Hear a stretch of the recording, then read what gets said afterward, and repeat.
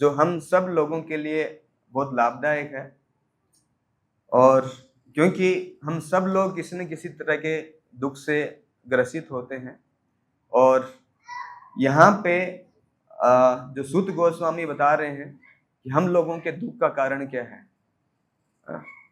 हम लोग वैसे भी प्रयास करते रहते हैं कि लोग तरह तरह के प्रयास करते हैं, रिसर्च करते हैं कि इन दुखों से कैसे निवारण किया जाए, लेकिन हम लोग असफल हो जाते हैं।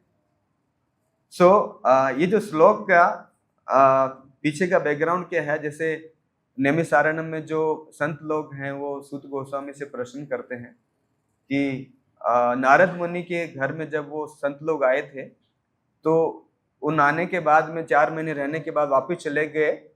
तो उसके बाद नारद मुनि ने नारद मुनि ने क्या किया, और व्यासदेव जी को ये बताने के बाद में कि व्यासदेव जी को कंफ्यूजन था कि वो सब कुछ लिखने के बाद भी असंतुष्ट हैं, तो व्यासदेव जी ने उसके बाद में क्या किया। तो यहाँ पे जैसे पिछले वाले श्लोक में बताया गया है इसी अध्याय के, कि व्यासदेव जी ध्यान में बैठते हैं, और ध्यान जैसे ही ध्यान में बैठते हैं तो सबसे पहले भगवान को देखते हैं, भगवान का दर्शन करते हैं, और उसके बाद में वो जो भगवान की बहिरंगा शक्ति है, जो माया है, उसको देखते हैं। और आज वाले श्लोक में बताया है कि वो जो एक जीव को भी देखते हैं, और जीव कैसे इस बहिरंगा शक्ति के प्रभाव में आकर के और वो इस भौतिक संसार में जीवन जीता है वो। आज वाले श्लोक में जैसे बताया है कि यया सम्मोहित जीवा, यह मतलब ये जो बहिरंगा शक्ति है भगवान की, सम्मोहित जीवा कि मतलब इस जीवा को मोहित कर लेती है ना, अपने बस में कर लेती है।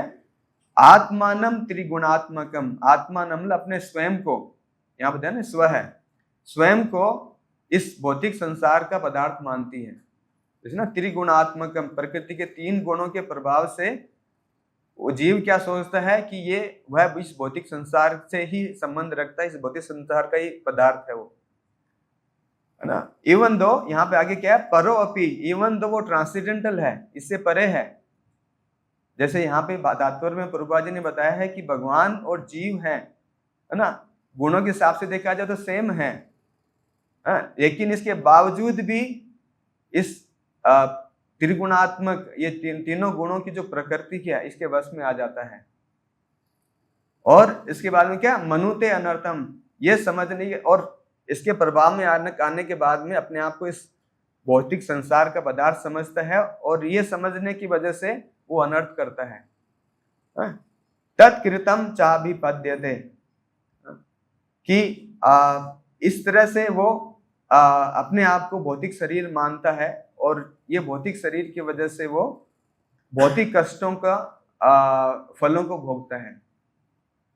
तो यहाँ पे हम देख रहे हैं कि सूत गोस्वामी व्यासदेव जी बता रहे हैं कि इस बहिरंगा शक्ति की वजह से जो जीव है अपने आप को भौतिक पदार्थ समझता है, भौतिक शरीर समझता है, और ये शरीर समझने की वजह से वो इन भौतिक कष्टों को भोगता है।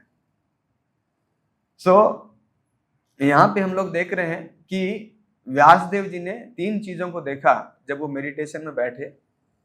पहले तो भगवान कृष्ण को देखा, और फिर माया को देखते हैं, और माया किस तरह से जीव को अपने चंगुल में फंसा लेती है।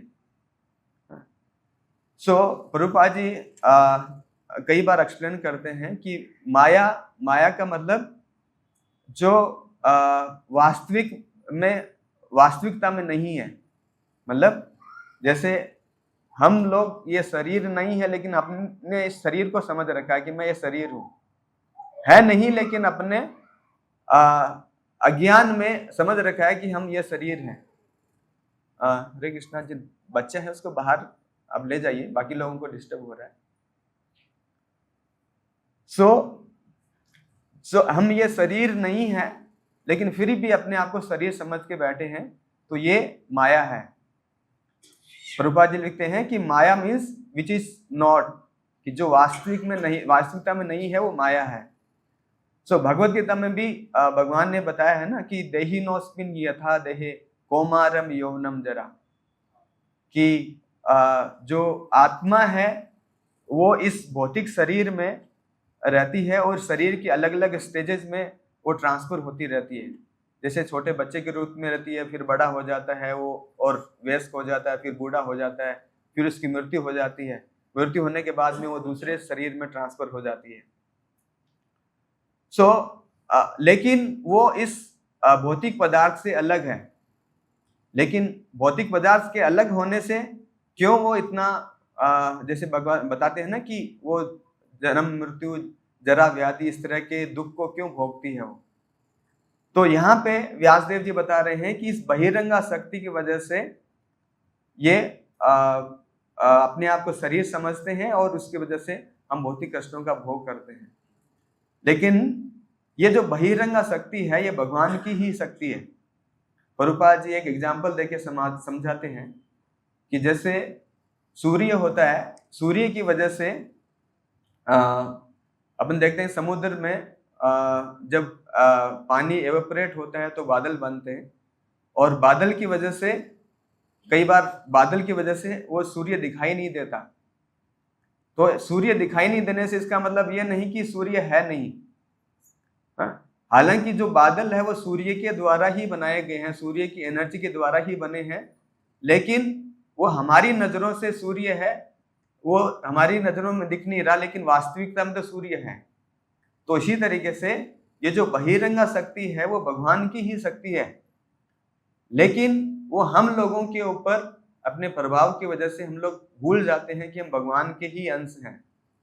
जैसे भगवद्गीता में भगवान बोलते हैं ना कि ममेव अंश जीव लोके जीव भूत सनातन, कि जो भी जीव है ममेव अंश, मेरे ही अंश हैं। लेकिन इस बहिरंगा शक्ति की वजह से हम लोग भूल जाते हैं कि हम लोग ये आत्मा है, भगवान के अंश हैं, और भूल के वजह से हम लोग सोचते हैं कि ये शरीर है, और इस शरीर होने की वजह से हम लोग इन भौतिक कष्टों का भोग करते हैं।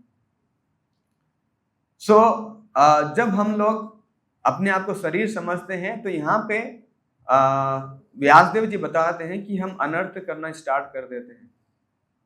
कि जैसे कोई हम लोग सोचें कि हम सब आत्मा है, भगवान के ही अंश हैं, तो कभी भी एक दूसरे के प्रति कभी क्लेश नहीं होगा, कभी लड़ाई झगड़ा नहीं होगा। लेकिन जैसे ही हम लोग समझते हैं कि हम शरीर हैं तो हम क्या करते हैं, जैसे मैं समझता हूँ कि मैं शरीर हूँ तो मैं मेरी इंद्रिय तृप्ति के लिए जो हो सकता है वो प्रयास करूंगा। हर पर्सन है वो अपनी इंद्रिय तृप्ति के लिए प्रयास करेगा, या फिर अपने सगे संबंधियों परिवार को कैसे सेटिस्फाई किया जाए, कैसे मेंटेन किया जाए, उसके लिए काम करेगा। जैसे हम लोग सोचते हैं कि हम भारतीय हैं तो हम अपने आप को अमेरिकन से, पाकिस्तानी से अपने आप को अलग समझते हैं, है ना। उनको हम लोग अपने आप मतलब हम भारतीय हैं तो उनको अलग समझते हैं, और उसके बाद में कोई जैसे कहता है कि मैं हिंदू हूँ या मुस्लिम हूँ, तो ये किसकी वजह से, हम लोग ये शरीर की वजह से। जबकि वास्तविकता क्या है कि जैसे ही ये अपने शरीर त्यागे तो हो सकता है कि आज हम लोग भारत में हैं, कल पाकिस्तान में हमारा जन्म हो जाए। तो ये बहिरंगा शक्ति की वजह से हम लोग भूल जाते हैं कि हम आत्मा हैं, और ये शरीर होने की वजह से हम लोग अनर्थ करते हैं, है ना, एक दूसरे के ऊपर अत्याचार करते हैं। अभी जैसे कुछ टेररिस्ट ने अटैक किया है कि पूछ करके आप हिंदू हैं तो उनका मर्डर कर दिया। तो ये किसकी वजह से हो रहा है? ये बहिरंगा शक्ति की वजह से हम अपने आप को भूल गए हैं और अपने आप को शरीर समझते हैं कि मैं हिंदू हूँ, मैं मुस्लिम हूँ, मैं सिख हूँ, मैं ईसाई हूँ, ये समझते हैं, और उसकी वजह से हम लोग पाप कर्म करते हैं, और उस पाप कर्म की वजह से हम लोग ये सारे जो भौतिक जो कष्ट हैं इनको भोगते हैं। प्रभुपाद जी कई बार बताते हैं कि कई बार व्यक्ति जब बीमार होता है तो उसको कई बार एहसास नहीं होता कि बीमार हो गया हो, और वो एहसास नहीं होने की वजह से वो दुखी होता रहता है, और उस बीमारी की वजह से परेशान होता रहता है। लेकिन जब उसको एहसास हो जाता है कि मैं बीमार हूँ तो वो अच्छे डॉक्टर के पास में जाके, फिजिशियन के पास में जाकर के कुछ इलाज करता है, वो ठीक हो जाता है। इसी तरीके से हम लोग भी इस भौतिक संसार में दुखों का भोग कर रहे हैं, लेकिन बहुत सारे लोग हैं कलयुग में कि हम लोगों को एहसास भी नहीं है कि हम दुखों का भोग कर रहे हैं।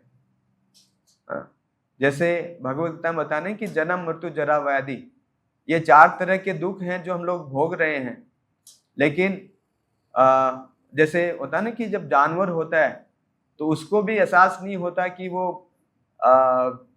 दुख का भोग क्यों कर रहा है। वो अपने मतलब पेट भरने के प्रति, अपने इंद्रिय तृप्ति के प्रति वो दिन भर भागदौड़ी करता रहता है। लेकिन एक इंसान के पास में भगवान ने बुद्धि दी है, इंटेलिजेंस दी है, जिसके माध्यम से जान सकता है कि क्यों वो दुख का भोग कर रहा है।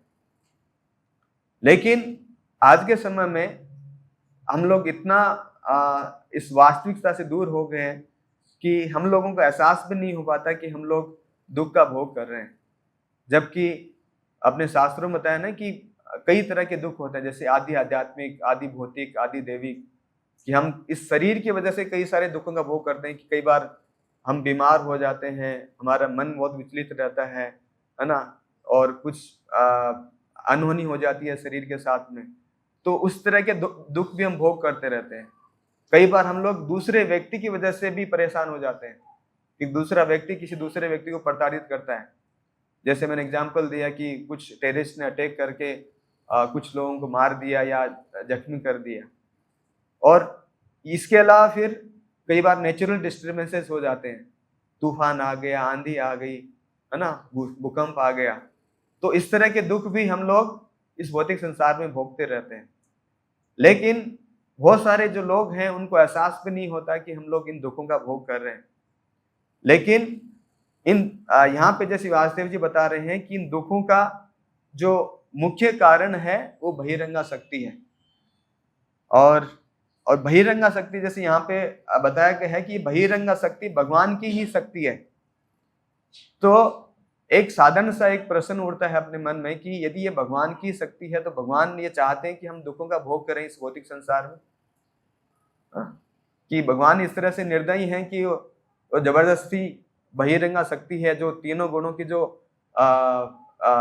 प्रकृति है, वो अपन लोगों के ऊपर प्रभावी होकर और हम लोगों को दुख के रास्ते पे लेके जाती है।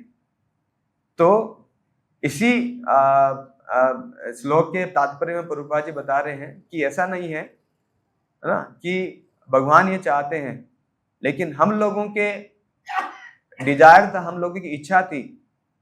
प्रभुपाद जी बताते हैं कि जब हम लोग आध्यात्मिक जगत में थे तो हमारी इच्छा थी कि भगवान अकेले कैसे आनंद उठा रहे हैं, हम लोग भी भगवान की तरह आनंद उठाना चाहते हैं। और जैसे ही ये इच्छा हमारे मन में उत्पन्न हुई तो फिर इस भौतिक प्रकृति ने हमारे लिए एक अरेंजमेंट करके रखा कि हम लोग इस भौतिक संसार में आए और इस भौतिक जो साधन है उनका भोग करें। तो जैसे ही मतलब हमारे मन में इच्छा है कि हम भगवान की तरह भोग करना चाहते हैं, तो फिर भगवान ने इस भौतिक जो संसार का क्रिएशन किया। और इस क्रिएशन में यदि हम लोग सोचते हैं कि हम भगवान के अंश हैं, हम आत्मा हैं, तो कभी भी हम लोग इस भौतिक संसाधनों का, इंद्रिय तृप्ति का भोग नहीं कर पाते। तो ये हमारे को भुलाने के लिए कि हम अपने आप को भूल जाएं कि हम आत्मा हैं, तो भगवान की जो त्रिगुणात्मक शक्ति है, तीनों गुणों की जो प्रकृति है, वो हमारे को बस में करती है। और उसकी वजह से हम लोग भूल जाते हैं कि हम लोग आत्मा हैं और हम लोग अपने आप को इस भौतिक संसार का पदार्थ मानते हैं, और जिसकी वजह से हम लोग इंद्रिय तृप्ति करते हैं और भोग विलास करते हैं। और ये सब करने से हम लोग अनर्थ करते हैं, पाप करते हैं, और जिसकी वजह से हम लोग भौतिक कष्टों का भोग करते हैं। ये जो बहिरंगा शक्ति है, जैसे प्रभुपाद जी भगवत गीता में एक श्लोक के तात्पर्य में बताते हैं कि बहुत एक्सपर्टली और बहुत स्मूथली काम करती है हम भौतिक हम जैसे जीवों पे, कि जैसे ही हम लोग एक शरीर छोड़ के दूसरे शरीर में एंटर करते हैं, जैसे मान लीजिए एक कुत्ते के शरीर में एक आत्मा एंटर करती है, तो तुरंत वो कुत्ते जैसे व्यवहार करना चालू कर देती है, जबकि हो सकता है कि पिछले जन्म में वो एक इंसान था। तो ये बहिरंगा शक्ति इतना स्मूथली काम करती है कि हमारे को एहसास भी नहीं होता था कि हम पिछले जन्म में हम लोग इंसान थे। जैसे ही कुत्ते के शरीर में एंटर किया, हम कुत्ते की तरह बिहेव करना चालू कर देते हैं। और जैसे जैसे कुत्ते में आया तो कुत्ता कुत्ते जैसा ही खाना पसंद करेगा। कोई हिरण है, हिरण के शरीर में एंटर किया तो वो घास वगैरह खाने में उसका इंटरेस्ट रहेगा, वो मांस वगैरह खाने का और उस तरह प्रयत्न नहीं करेगा। तो ये बहिरंगा शक्ति इतनी प्रभावशाली होती है, शक्तिशाली होती है कि हम लोगों को एहसास भी नहीं होता कि हम लोग आत्मा हैं या फिर मैं पिछले जन्म में इंसान था। जैसे अपने शास्त्रों में एग्जाम्पल दिया गया है कि ये ये बहिरंगा शक्ति कितनी शक्तिशाली है कि एक बार इंद्र देवता हैं, उनको श्राप मिलता है कि उनको इस मृत्यु लोक में आकर के सुअर के शरीर के रूप में उनको जीवन जीना पड़ेगा। तो जब उनको श्राप मिला और यहाँ पे मृत्यु लोक में आए, आकर के उनको सुअर के रूप में रहे, तो कई सारी जनरेशन निकल गई। तो जब स्वर्ग लोक में जब इंद्र की जो गद्दी थी वो खाली थी, तो ब्रह्मा जी आए और उन्होंने देखा कि खाली है। तो वो ढूंढते ढूंढते मृत्यु लोक में जब आए तो उनको सुअर के रूप में इंद्र को देखा और उसको बोला कि आपका जो श्राप है उसका जो खत्म हो गया है, अभी आप वापिस स्वर्ग लोक चलिए और वहां पे आपका जो राजपाट कोई नहीं संभाला, तो वहां पे देखिए। तो इंद्र बोलता नहीं कैसे जा सकता हूँ, मेरा तो इतना परिवार है, बच्चे हैं, औरत हैं, इतना बड़ा है, यहाँ पे घर है, सब कुछ है, मैं कैसे छोड़ के जा सकता हूँ। तो अब देखिए बहिरंगा शक्ति कितनी शक्तिशाली है कि एक तरफ कहाँ इंद्र जो देवताओं के ऊपर राज करता है, स्वर्ग लोक का राजा है, दूसरी तरफ वो नलियों में किस तरह से गंदगी में रहता है। तो बहिरंगा शक्ति से वजह उसको एहसास भी नहीं होता था कि स्वर्ग लोक का किस तरह का जीवन यापन है, किस तरह की चीजें हैं और यहाँ पे एक सुअर के रूप में किस तरह से रह रहा हो। तो ये बहिरंगा शक्ति इतनी शक्तिशाली है कि हम लोगों को एहसास भी नहीं हो पाता कि हम लोग क्यों दुखों का भोग कर रहे हैं और किस वजह से हम लोग इन कष्टों का भोग कर रहे हैं। और यदि हम लोग इस बहिरंगा शक्ति जैसे यहाँ पे बताया ना कि आत्मानम त्रिगुणात्मकम यया सम्मोहित जीवा, की जीवा को इस तरह से सम्मोहित कर लेती है कि वो भूल जाता है कि वो पाप भी कर रहा है। और जब जीव सम्मोहित हो जाता है इस बहिरंगा शक्ति के द्वारा, तो वो किस तरह की एक्टिविटी करता है, किस तरह के काम करता है, किस तरह के कार्य करता है। वो भागवतम में जो ऋषभ देव हैं बहुत अच्छे से जब अपने पुत्रों को जब वो ज्ञान दे रहे थे, तो एक श्लोक में बहुत अच्छे से बताते हैं कि जब बहिरंगा शक्ति के वश में आने से एक जीव है किस तरह से पागल हो जाता है, किस तरह से व्यवहार करता है। तो ऋषभ देव बता रहे हैं कि नूनम परमत्ता कुरुते विकर्म यद इंद्रिय प्रीतये आपनोति न साधु मन्यच आत्मनोयम मसन क्लेशत आशदेह। कि नूनम परमत्ता कुरुत विकर्म यद इंद्रिय प्रीति, कि जो व्यक्ति होता है मनुष्य इंद्रिय तृप्ति को अपना लक्ष्य मान लेता है, कि जैसे ही वो इस अपने आप को भौतिक संसार का पदार्थ मानेगा तो उसका जीवन का मुख्य लक्ष्य क्या होगा कि केवल उसको इंद्रिय तृप्ति करनी है। और वो इंद्रिय तृप्ति करने की वजह से क्या होगा, वो नूनम परमत्ता है, वह इस भौतिक संसाधनों का भोग करने के पीछे पागल हो जाता है। प्रभुपाद जी इसके ट्रांसलेशन में लिख रहे हैं कि मनुष्य इंद्रिय तृप्ति को ही जीवन का लक्ष्य मान बैठता है और वह भौतिक रहन सहन के पीछे परमत होकर सभी प्रकार के पाप कर्मों में प्रवृत्त होता है। कि जैसे ही हम लोग इस बहिरंगा शक्ति के वश में आते हैं और अपने आप को इस भौतिक संसार का पदार्थ मानते हैं, तो हम लोग इंद्रिय तृप्ति को ही अपना लक्ष्य, जीवन का लक्ष्य मानेंगे कि यन केन प्रकार किसी भी तरीके से मेरे को मेरी इंद्रियों का भोग करना है। और ये करने की वजह से हम लोग सभी तरह के पाप कर्म करते हैं और ये पाप कर्मों की वजह से हम लोग इन कष्टों का भोग करते हैं। और इसमें बताया ना कि न साधु मन्ने यत आत्मनोयम, कि वह नहीं जानता कि वह अपने विगत पाप कर्मों के कारण उसे यह क्षण भंगुर शरीर प्राप्त हुआ है। जैसे आज हम लोग इस भौतिक संसार में इस मनुष्य जीवन जी रहे हैं, तो ऐसे नहीं कि ऑटोमेटिकली अपने आप से ही हमारे को ये शरीर मिल गया और हम लोग इसको जी रहे हैं। कि एक बुद्धिमान व्यक्ति सोचता है कि एक व्यक्ति है जो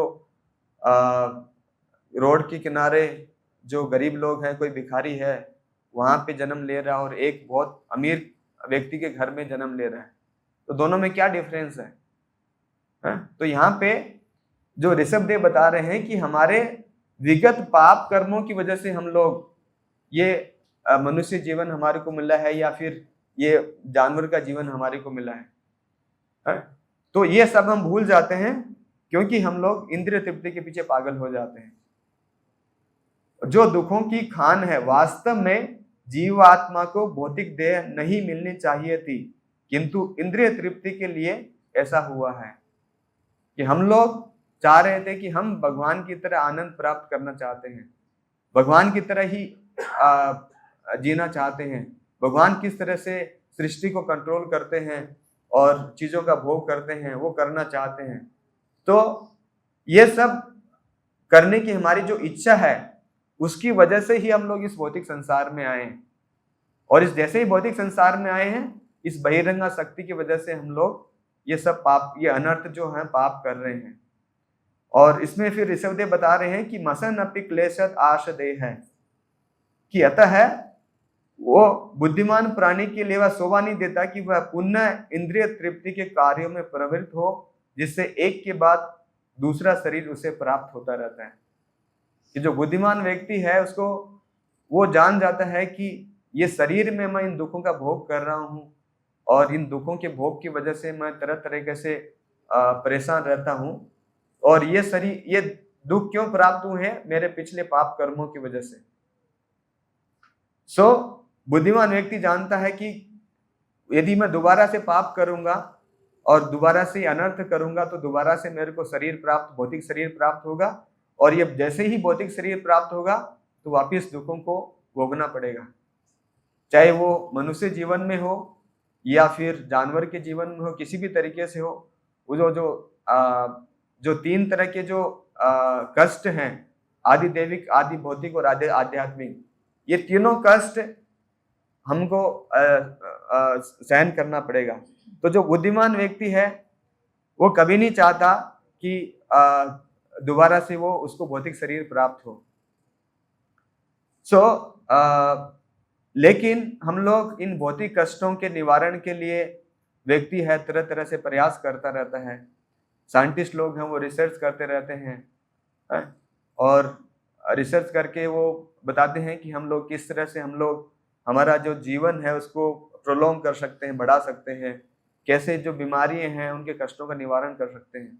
लेकिन ज्यादातर समय में हम लोग असफल रहते हैं इन कष्टों के निवारण के लिए, है ना।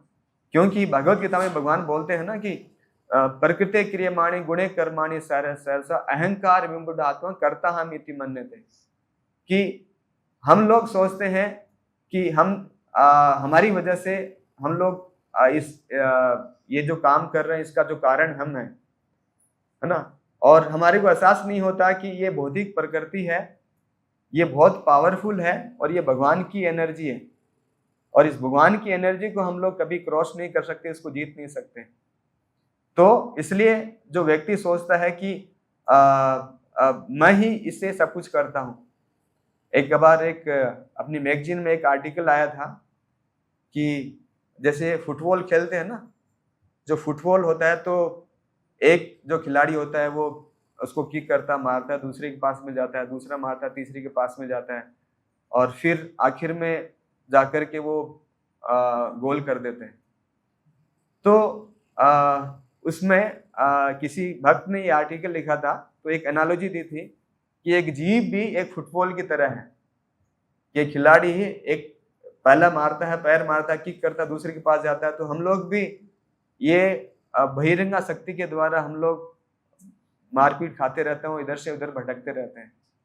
तो जैसे फुटबॉल होता है ना कि एक खिलाड़ी ने उसको किक किया, दूसरे के पास गया, दूसरे ने तीसरे के पास में गया, तो फुटबॉल सोचता है कि सब लोग उसको देख रहे हैं, कि जहाँ फुटबॉल होती है सब लोग, कि वहाँ इतने स्टेडियम में इतने सारे लोग होते हैं, सब लोग की नज़र फुटबॉल पे होती है कि फुटबॉल कहाँ है, कैसे है, कौन मार रहा है उसको, है ना। और फुटबॉल सोच रहा है कि सब लोग उसको देख रहे हैं, और जैसे ही किक करते करते और एक आखिरी खिलाड़ी के पास में जाता है और वो गोल मार देता है, तो सब लोग, है ना, जोर जोर से चिल्लाते हैं और सब लोग खुश होते हैं। तो फुटबॉल क्या सोचता है कि मेरी वजह से हुआ है, जबकि जो खिलाड़ी था उसने किक किया था, इसकी वजह से वो गोल हुआ है। तो हम लोग भी इस भौतिक संसार में सोचते हैं कि हम लोग इन दुखों का निवारण हम लोग ही कर सकते हैं, और इसके अलावा कोई दूसरा नहीं कर सकता। तो ये एक किसी भक्त ने एनालॉजी दी है कि एक फुटबॉल की तरह हम लोग भी सोचते हैं कि हमारी वजह से ये सब कुछ हुआ है, जबकि वास्तविकता में ये बहिरंगा शक्ति है, यही काम कर रही है। और बहिरंगा शक्ति की वजह से, तीनों गुणों के प्रभाव की वजह से हम लोग तरह तरह के पापों का भोग करते रहते हैं। ये प्रकृति के जो 3 गुण हैं वो किस तरीके से एक इंसान को अपने वश में ले लेते हैं। जैसे कोई व्यक्ति तमोगुण के प्रभाव में आ जाता है तो वो हमेशा आलस में बना रहता है और उसको काम करने की इच्छा नहीं होती, हमेशा सोने की इच्छा होती है। लेकिन फिर भी, क्योंकि क्या है कि एक जीव का एक नेचर है आनंदमय अभ्यासा, कि वो आनंद की प्राप्ति करना चाहता है, लेकिन वो आलस की वजह से कुछ काम करता नहीं है, लेकिन कुछ समय बाद में वो चाहता है कि वो आनंद का भोग कैसे करे। कि जैसे एक व्यक्ति आलस की वजह से काम करेगा नहीं, तो उसको आनंद का भोग करना तो किसी न किसी तरीके से इंद्रिय तृप्ति करना है। तो आलस की वजह से काम नहीं किया तो फिर क्या करेगा कि दूसरों का जो हक है उसके ऊपर उसको छीनने की कोशिश करेगा वो, है ना। और उसके छीनने की कोशिश करने से वो दूसरों को प्रताड़ित करेगा, दूसरों को परेशान करेगा और वो फिर पाप कर्म करने लग जाएगा। तो ये जो प्रकृति के जो 3 गुण हैं वो किस तरीके से इंसान को पाप कर्म करवाते हैं, हम लोग इस तरह समझ सकते हैं। और इसी तरीके से जो रजोगुण है, रजोगुण भी इंसान को बहुत ज्यादा एजिटेट कर देता है, बहुत ज्यादा गुस्सेल कर देता है। इसकी वजह से इंसान पाप कर्म करता रहता है। तो इसलिए हम लोगों को जो शास्त्रों के द्वारा बताया गया है जो तरीका है कि हमारे को जैसे अभी अगले वाला जो श्लोक पढ़ेंगे, इस श्लोक में बताया गया कि जो त्रिगुणात्मक जो शक्ति है, भगवान की बहिरंगा शक्ति है और प्रकृति के 3 गुणों का जो प्रभाव है, इससे कैसे हम लोग मुक्ति प्राप्त कर सकते हैं। तो अगले श्लोक में जैसे व्यासदेव जी बता रहे हैं कि अनर्थो उपशमम साक्षात भक्ति योगम अधोक्षजे, कि यदि हम लोग भगवान की भक्ति, अधोक्षजा जो भगवान है उनकी भक्ति में लीन हो जाते हैं, तो हम लोग इस त्रिगुणात्मक शक्ति से मुक्त हो सकते हैं। वरना हम लोग कितना भी प्रयास कर लें इस भौतिक संसार में कि हम लोग कभी भी इस भगवान की जो बहिरंगा शक्ति है कभी क्रॉस नहीं कर सकते।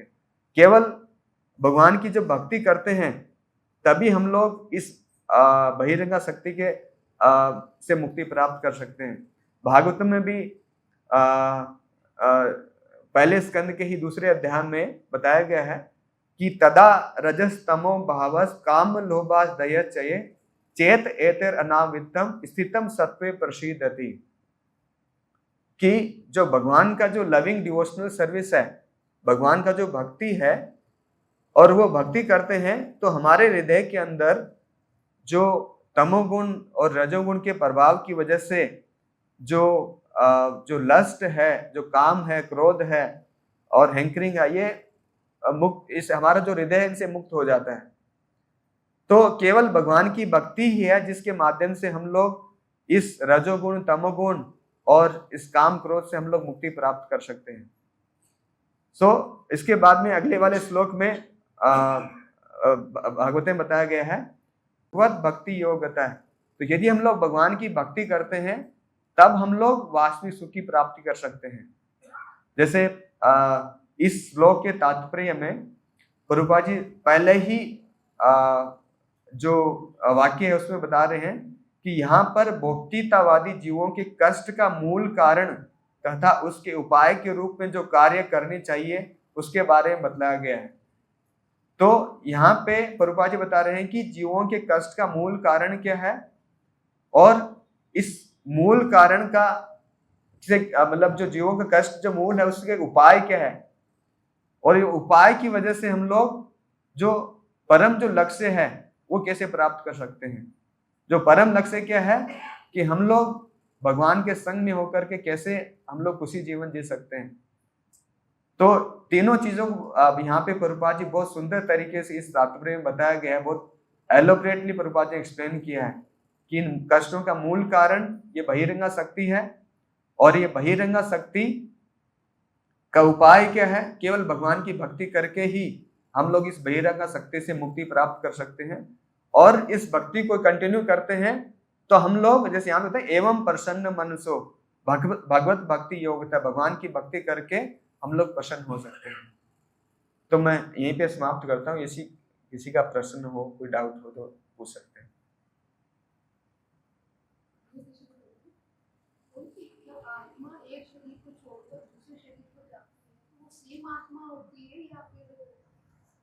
आत्मा तो वही रहती है लेकिन वो शरीर बदल लेती है। जैसे मैंने बताया था कि भगवत गीता में जो श्लोक देहिनोऽस्मिन् यथा देह, तो अपन जैसे देखते हैं कि बच्चा जब पैदा होता है छोटा सा होता है और फिर थोड़ा बड़ा होता है, तो शरीर है ये बदलता रहता है लेकिन आत्मा तो वही रहती है। और फिर वयस्क हो जाता है, बूढ़ा हो जाता है। बूढ़ा होने के बाद में जब ये शरीर किसी काम का नहीं होता तो हम लोग इस शरीर को छोड़ देते हैं और नया शरीर प्राप्त करते हैं। तो आत्मा तो वही रहती है लेकिन हम लोग जैसे प्रभुपाद जी एग्जाम्पल देते हैं ना कि शरीर तो हमारा जैसे शरीर है, रोजाना हम लोग इसके कपड़े बदलते रहते हैं। आज हमने ये कपड़े, कल मैले हो जाएंगे तो हम चेंज करके दूसरे कपड़े पहन लेंगे। तो शरीर वही है लेकिन रोजाना हम लोग कपड़े बदलते रहते हैं। तो आत्मा वही रहती है लेकिन हम लोग शरीर बदलते रहते हैं।